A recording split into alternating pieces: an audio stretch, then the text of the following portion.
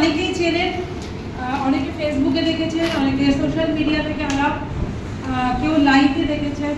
But আমি এখানে এসে জানতে চাইবো যে কারা কারা আজকে আমাকে প্রথম দেখছেন, জাস্ট আমাকে ফার্স্ট দেখছেন। ও অনেকজন। So thank you so much, আপনাদের সকলের জন্য জোরে হাততালি হয়ে যাক। Thank you Tridip, thank you Prestige management এবং এন্টায়ার লিডারশিপ। এখানে যারা বর্তমানের এই প্রোগ্রামটা অর্গানাইজ করছে তাদের সকলকে আমার অন্তঃস্থল থেকে অনেক অনেক অভিনন্দন এবং ভালোবাসা। কারণ আজকে ফার্স্ট টাইম আমাকে বর্ধমানে ইনভাইট করা হয়েছে। সো আমি অনেক থ্যাঙ্কফুল। আমার ছোট ভাই, আমি শুনেছি ওর অনেক কথা, ওর সাথে অনেকবার দেখা হয়েছে, কলকাতায় অনেক প্রোগ্রামে দেখা হয়েছে, বাট কোনোবারই আসলে বর্ধমান আসা হয় না। বাট আমাদেরও অনেক টিমের মেম্বার আজকে যখন বললো যে হ্যাঁ বর্ধমানে আসবে, তো তখন আমিও সেই এক্সাইটমেন্টটা ধরে রাখতে পারলাম না যে আজকে আপনাদের সাথে এসে দেখা করি। এবং আমি যতটুকুনি এই 12 বছরে শিখেছি, 12 বছর ভেস্টিজের জার্নিতে আমি যেটুকুনি লার্ন করেছি সেটুকুনি আপনাদেরকে, আমি জানি না এই আধ ঘন্টা টাইমের মধ্যে 30 মিনিটসের মধ্যে আমি ভেস্টিজকে আপনাকে কি করে রিপ্রেজেন্ট করব, বাট আমি চেষ্টা করব যেটা আমার জীবনে ঘটেছে সেটা আপনাদেরকে জাস্ট সেটাকে বলার জন্য। So are you interested? Yes. But আসলে আমি এরকম ভাবে ইন্টারেস্টেড বললে আমি কাউকে কিছু বলি না। আমার একটুখানি একটা স্টাইল আছে, যেভাবে আপনারা এইভাবে যদি বলেন যে হ্যাঁ শুনবো, তাহলে আমি বলি না। আপনাকে একটা জিনিস বলতে হবে, যখন আমি কিছু জিজ্ঞেস করবো যে হ্যাঁ বলবো কিনা বা আপনারা শুনতে চাইছেন কিনা, আপনাদেরকে হাত দিয়ে বলতে হবে বাতাও বাতাও। ঠিক আছে? ঠিক আছে, সবাই করতে রাজি আছেন? তো আপনারা কি শুনতে রাজি আছেন? আবার একবার সবাই, এখনো হয়নি সবার মধ্যে, সবার মধ্যে এখনো আসেনি ব্যাপারটা। কারণ আপনারা যদি শুনতে ইন্টারেস্টেড না থাকেন গল্পটা আমি কাকে শোনাবো? সো আপনাকে ইন্টারেস্টের সাথে সবাই মিলে বলতে হবে, কারণ আমরা ভেস্টিজিয়ান, আমরা যেটা করি একসাথে করি। তো আপনাকে সবাইকে বলতে হবে বাতাও বাতাও, right? So are you interested শোনার জন্য আমার গল্প আজকের দিনে? Thank you so much, thank you. So আমার নাম Shanta Mukherjee, by profession I am a lawyer. Law প্রফেশনে ছিলাম 8 বছর, 8 ইয়ার্স ল প্রফেশনে ছিলাম। বাট সামহাউ আমার বাড়িতে যেহেতু আমার ঠাকুর দাদা ছিলেন উকিল বা ব্যারিস্টার, তো যে কারণের জন্য আমারও মনে হয়েছিল হয় না ইঞ্জিনিয়ারের ছেলে ইঞ্জিনিয়ার, ডাক্তারের মেয়ে ডাক্তার, এরকম ভাবে বংশ পরম্পরায় হতো। তো অত বই খাতা দেখে আমিও খুব ইন্টারেস্টেড হয়ে পড়লাম, আমিও ল প্রফেশনে যাব। বাট ল প্রফেশনে গেলে হ্যাঁ কে না করতে হয় আর না কে হ্যাঁ করতে হয়। Yes or no? সো আমিও ওইভাবে ওই স্রোতের মধ্যে চলে এলাম। কিন্তু যখন এসে পৌঁছে গেলাম তখন মনে হলো যে শুধুমাত্র আমি আমার উপকার করতে পারবো, আমার ফ্যামিলির উপকার করতে পারবো, এছাড়া আমার দ্বারা আর কোনো লোকে কোনো ভালো হবে না। কেউ যদি এখানে লয়ার আছেন কিছু মনে করবেন না, পেটাবেন না আমাকে, এটা একদম ফ্যাক্ট, রাইট? আমি এরকম ভাবে আমার ডেফিনেশন দিতাম যে ইউ কিল, মানে উকিল মানে এটা ডেফিনেশন দিতাম ইউ কিল মানে আপনাকে মেরে আমি বড় লোক হচ্ছি। সো আমাকে কোনোভাবেই আমাকে এই কাজটা শান্তি দিত না, কখনো আমাকে ইন্সপায়ার করতো না এই কাজটা, যে আমি এই কাজটা করে খুব আনন্দ পাচ্ছি। আর আপনি জানেন যে কাজে আপনি আনন্দ পান না সেই কাজটা করে আপনি সাকসেসফুল হবেন না। Yes or no?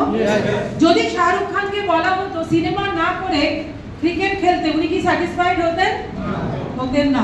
আবার সচিন তেন্ডুলকরকে যদি ক্রিকেট না খেলিয়ে বলতো সিনেমা করতে, উনি কি সাকসেসফুল হতেন? হতেন না। কারণ সবচেয়ে বেশি একটাই জিনিস, যে কাজে আপনি ভালোবাসবেন, যে কাজটা করতে আপনার ভালো লাগবে, আপনি পৃথিবীতে সেই কাজেই সফল হবেন। তো ভেস্টিজিয়ান যারা আছেন তারা কেন সফল? Because I love Vestige. আমরা সবাই ভেস্টিজকে ভালোবেসে কাজ করি। Yes or no? ভেস্টিজের জন্য একটা জোরে হাততালি হয়ে যাক। আর হাততালি যখন দেবেন না একটু ভালো করে দেবেন প্লিজ। কারণ আপনারা কি জানেন যে হাততালি দিলে কি হয়? কে বলতে পারবেন হাততালি দিলে কি হয়? দাঁড়িয়ে বলুন হাততালি দিলে কি হয়? হার্ট ভালো থাকে। হার্ট ভালো থাকলে কি হবে? আমরা ভালো থাকবো। সো হার্ট ভালো থাকে, তার মানে হাততালি দিলে আমরা জানি যে আমি যে অপোজিটে যে ব্যক্তিটা আছে, যে বক্তব্য রাখছে, তার জন্য কিন্তু আমি হাততালি দিচ্ছি না। হাততালি কার জন্য দিচ্ছি? নিজের জন্য, নিজের হার্টকে ভালোবাসার জন্য। তো জোরে হাততালি একবারে নিজের জন্য।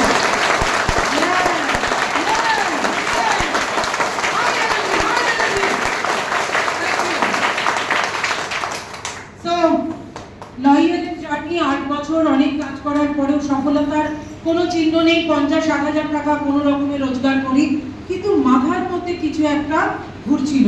বাট সামহাউ মানুষের জীবনে ওঠা পড়া থাকে। 2013-তে আমার বাবা এক্সপায়ার করেন, এবং বাবা ছিলেন ইন্ডাস্ট্রিয়ালিস্টদের মধ্যে আমাদের যদি আমাদের যদি ওয়েস্ট বেঙ্গলকে আমরা ধরি, ওয়েস্ট বেঙ্গলে টপ একজন বিজনেসম্যান ছিলেন। এবং আমরা কনজারভেটিভ ফ্যামিলি থেকে এমনভাবে বিলং করতাম, আমার বাবা এত বড় ইন্ডাস্ট্রিয়ালিস্ট হওয়ার পরেও বাবার যেদিন ডেথ হলো তার 7 দিনের মধ্যে আমাদের দুটো রানিং বিজনেস বন্ধ হয়ে গেল।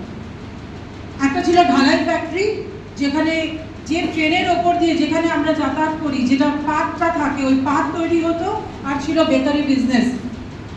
এই দুটো বিজনেস একদিনে শাটডাউন হয়ে গেল, এবং যারা ওয়ার্কাররা ছিল তারা টোটালটা অকুপাই করে নিল।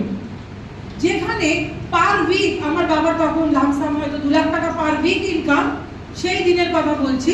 সেই সময় একদিনের মধ্যে আমার মায়ের ইনকাম হয়ে গেল 20,000 টাকা। আমার মাকে বলা হলো, বাবু তো নেই, তোমরা দুটো মেয়ে বাড়িতে, আমি, আমার দিদি আর আমার মা, তো তোমরা তো আর ব্যবসা চালাতে পারবে না, তোমরা তো কোনোদিনও ব্যবসা করতে পারবে না, কারণ তোমাকে তো বাবু তো কোনোদিনও তোমাদেরকে বিজনেসে নিয়ে আসেনি। তো আমরা কি করব? আমরা বিজনেসটা চালাবো, তোমাদেরকে আমরা একটা রেন্ট দেবো। আপনি ভাবুন যে ফ্যামিলিটার বাড়িতে 6 দিনে 6টা গাড়ি ছিল। আমার বাবা 6 দিনে 6টা গাড়ি চড়তো, সেই বাড়ির ইনকাম একদিনে 20,000 টাকা হয়ে গেল। Can you believe? কেন হলো? কারণ ওই যে কনজারভেটিভ মাইন্ডসেট, যেখানে মেয়েদেরকে বাইরে বেরোতে দেওয়া অপরাধ, মেয়েরা বাইরে যাবে না, মেয়েরা কাজ করবে না, মেয়েরা শুধুমাত্র ঘরে বসে থাকবে, বাচ্চা সামলাবে, বাড়ি সামলাবে, সব কিছু আমাদের বাড়িতে আমার বাবা জোগাড় করে দিয়েছিল। আমরা যত টপ সিনেমা সব আমরা বাড়িতে দেখতাম, বড় বড় ভিডিও লাগিয়ে, কিন্তু আমাদের বাইরে যাওয়ার কোনো জায়গা ছিল না। আমার মনে হয় ক্লাস নার্সারি থেকে আপ টু গ্র্যাজুয়েশন পর্যন্ত আমার বাবা দিয়ে এসছে আর নিয়ে এসছে, ইভেন কলেজেও কখনো আমাদেরকে একা ছাড়তো না। ফ্রেন্ডস, এরকম একটা ফ্যামিলি থেকে, কনজারভেটিভ ফ্যামিলি থেকে বড় হওয়ার পর যখন এক ধাক্কায় সবকিছু নিমেষে শেষ হয়ে গেল, সেদিন আমি ভাবতে পারলাম যে একটা মানুষ না থাকলে সবকিছু ফিনিশড হয়ে যেতে পারে একদিন, উইদাউট এনি নোটিস। সো আমি আর এই ভুল করব না, আমি আমার বাচ্চাকে আর এইভাবে কষ্ট দেব না, কারণ আমরা প্রচন্ড কষ্ট পেয়েছিলাম। এবং আমার কোমর থেকে, আমার এতটা নার্ভ অ্যাটাক হয়েছিল যে কোমর থেকে পা পুরো প্যারালাইসিস হয়ে গেছিল, আমি হাঁটতে চলতে পারতাম না। কারণ আমার বাবা ছিল ফ্রেন্ড, ফিলোসফার এন্ড গাইড। আমার বাবাই ছিল সমস্ত কিছু, আমার ওয়ার্ল্ড। সেই মানুষটা যখন চলে গেল, তখন আমাদের বাড়ির সমস্ত ধরনের ফ্যাসিলিটি বন্ধ। আমরা কি করব বুঝে উঠতে পারছি না, এত কিছু থাকার পরেও। তো সেদিন থেকে মাইন্ডসেট হলো যে আমি যদি কিছু এমন করতে পারি, যদি আমি এই পৃথিবীতে নাও থাকি, যেন আমার বাচ্চার কোনো কষ্ট না হয়। আর আমি ভেস্টিজকে কেন আমি বলি ভেস্টিজ আমার জীবনে ব্লেসিংস, ভেস্টিজ আমার জন্য বরদান, কারণ যদি ভেস্টিজ না থাকতো আজ আমি শান্তা মুখার্জি হতে পারতাম।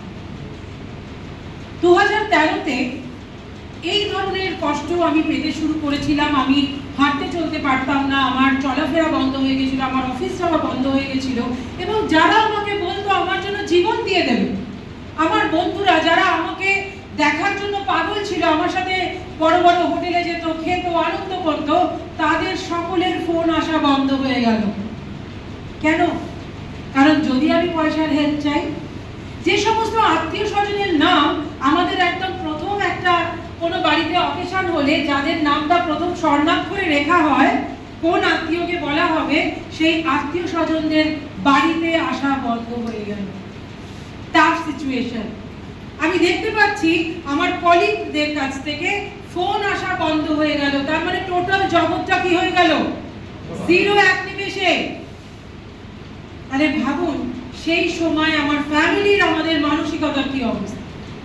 আর সেই টাইমে আমি অলরেডি 4 লক্ষ টাকা খরচা হয়ে গেছে আমার ফ্যামিলিতে, আমার ট্রিটমেন্টের জন্য কোনো রেজাল্ট আসছে না। আর সেই রেজাল্টের জন্য আমি হায়দ্রাবাদ যাচ্ছিলাম ট্রিটমেন্ট করতে, কারণ একজন বলেছিল যে হায়দ্রাবাদে ট্রিটমেন্ট খুব ভালো। হায়দ্রাবাদ যাচ্ছিলাম ফ্লাইটে করে, আর আমার সবসময় স্বভাব হচ্ছে কোনো নতুন লোকের সাথে আলাপ পরিচয় করা। এটা আমার প্রথম থেকে হ্যাবিট, ছোট বয়স থেকে আমি খুব গল্প করতে ভালোবাসতাম। তো যে আমার পাশের ভদ্রলোক ছিল, সেই ভদ্রলোকের সাথে কথা বলতে বলতে সেই ভদ্রলোক আমাকে জিজ্ঞেস করলো, ম্যাডাম এখনো পর্যন্ত কত লাখ টাকা খরচা হয়েছে? আমি বললাম, স্যার 4 লাখ টাকা খরচা হয়ে গেছে, বাট কোনো রেজাল্ট আসেনি। কারণ ভেস্টিজিয়ান হয় খুব ভালো, আমরা সবাই খুব ভালো, ইয়েস অর নো? তো আমরা খুব যেচে পড়ে উপকার করি। ভদ্রলোক নিজে ভেস্টিজিয়ান ছিলেন, তিনি বললেন, ম্যাডাম হায়দ্রাবাদ নামার পর প্রথম আপনার কাজ হবে আমার সাথে ভেস্টিজ অফিসে যাওয়া। বললাম, স্যার কেন? বলছে, আমি কিছু আপনাকে প্রোডাক্ট দেবো, সেই প্রোডাক্টগুলো আপনি ইউজ করবেন। বললাম, এগুলো কি কোনো মেডিসিন? বলে, সেটা পরের ব্যাপার, এগুলো মেডিসিন না, এগুলো কি, এগুলো আপনি পরে বুঝতে পারবেন। আমি আপনাকে গ্যারান্টি দিচ্ছি 4 থেকে 5 মাসের মধ্যে আপনি আবার নিজের ব্যাক টু ওয়ার্কে ফিরে যাবেন। তার মধ্যে ছিল কনফিডেন্স। আমরা কনফিডেন্ট কিনা সবাই? তো যখন আমরা কোনো প্রোডাক্ট দিই, আমরা সবাই খুব কনফিডেন্টের সাথে দিই, কারণ আমরা জানি প্রোডাক্ট কথা বলে। তো উনিও খুব কনফিডেন্ট ছিলেন এবং উনি নেমেই আমাকে প্রচন্ডভাবে হেল্প করছিলেন, আমাকে ওই ট্রলিতে নিয়ে যাওয়ার জন্য, স্ট্রেচারে করে নিয়ে যাওয়ার জন্য।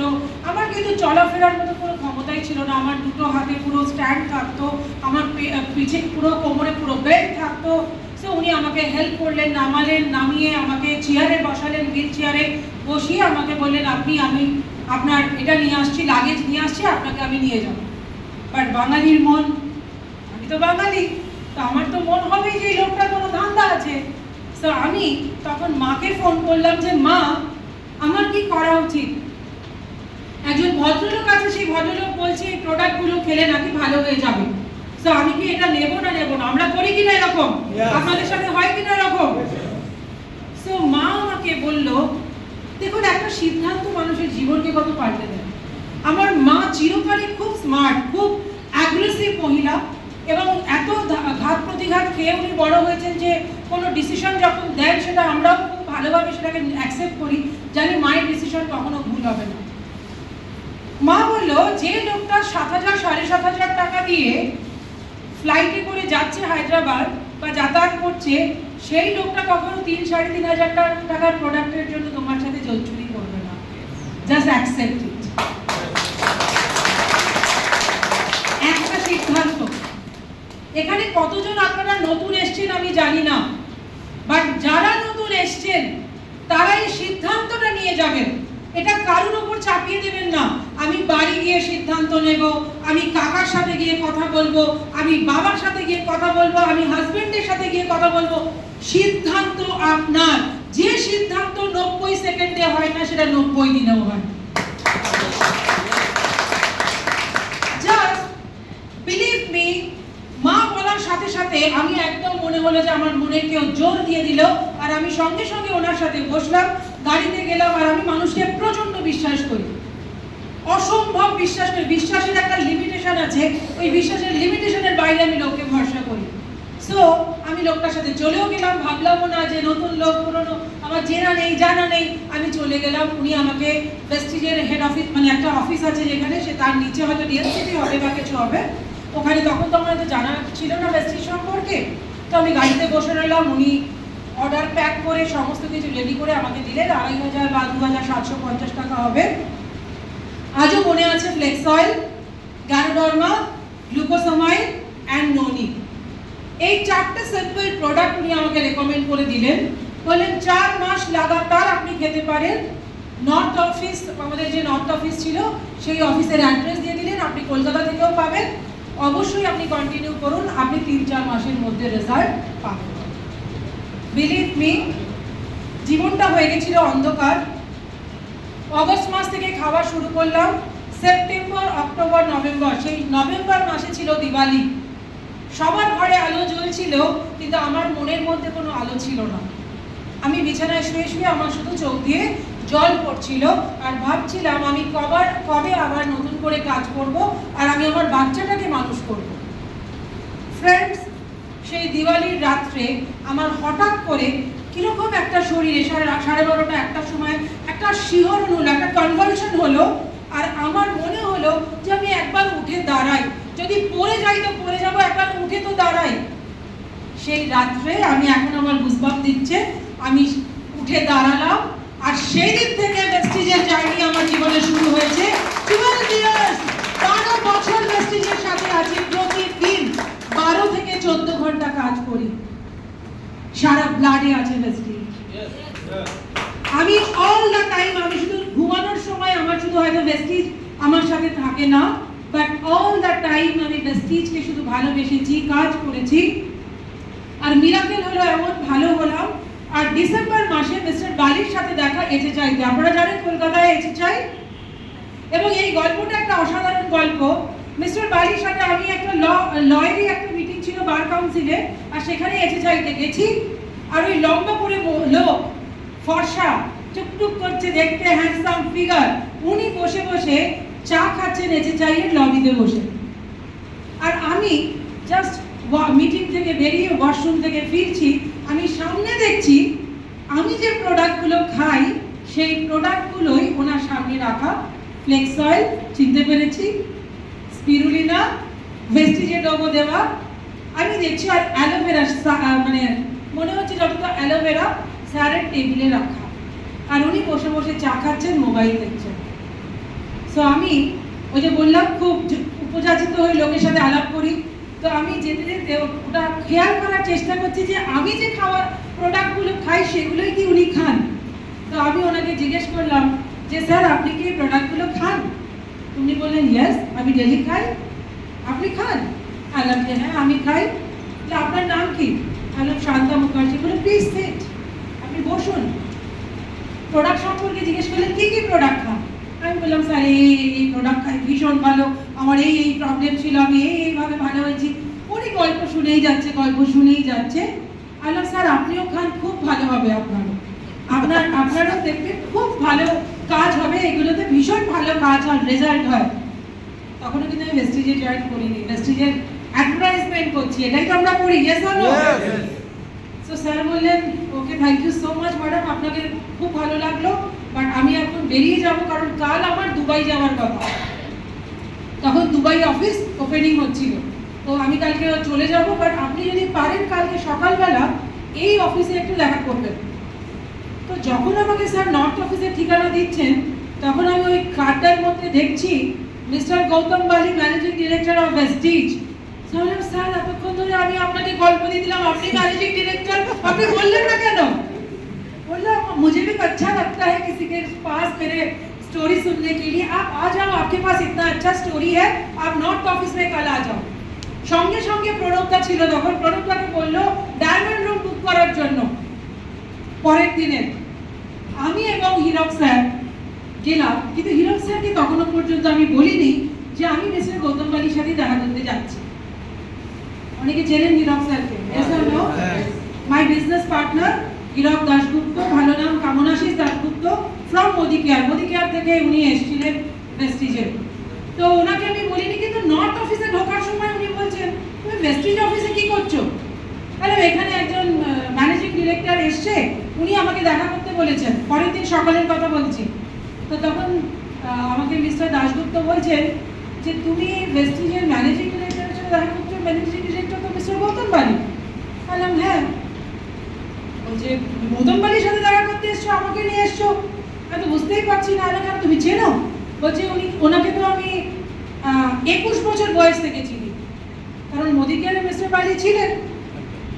ব্যাস, আমাকে আর মিস্টার বালি চিনতে পারছেন না। যে হীরককে দেখলেন একদম বুকে জড়িয়ে পুরনো প্রেম জেগে গেল ওনাকে দেখে, এত আনন্দ। ওনাকে একের পর এক স্টোরি দেখাচ্ছে, যেখান থেকে মোদিকেয়ারের লোকেদের কাছে পে আউট ছিল 30,000, 20,000, 25,000, তারা এখানে এসে 3 লাখ, 4 লাখ, 5 লাখ, 8 লাখ, 10 লাখ টাকা রোজগার করছে। স্যারকে বললো স্যার পৃথিবীটা গোল, আমি আবার আপনার কাছে এসেই পড়লাম। আর পড়লাম আবার শান্তাই আমাকে এখানে এসে নিয়ে আসলো। তো স্যার আমার পক্ষে এখন সম্ভব না, আমার প্রচুর মিডিয়া বিজনেসের চাপ, তো আমি কিভাবে করবো ভেস্টিজ? তো তখন বললো শান্তা শুরু করুক, তোর শুধু নাম চাই, তোর নামটা শুধু চাই, তোরা দুজনে মিলে কাজ করা শুরু কর, আমি বলছি তোরা সাকসেস পাবি। 2014 সাল 5ই জানুয়ারি ভেস্টিজের সাথে কাজ শুরু করি। মনে 1 লক্ষ টাকার বিজনেসের স্বপ্ন, 1 লক্ষ টাকা ইনকাম করব, তার স্বপ্ন নিয়ে প্রথম মাসের চেক 794 টাকা।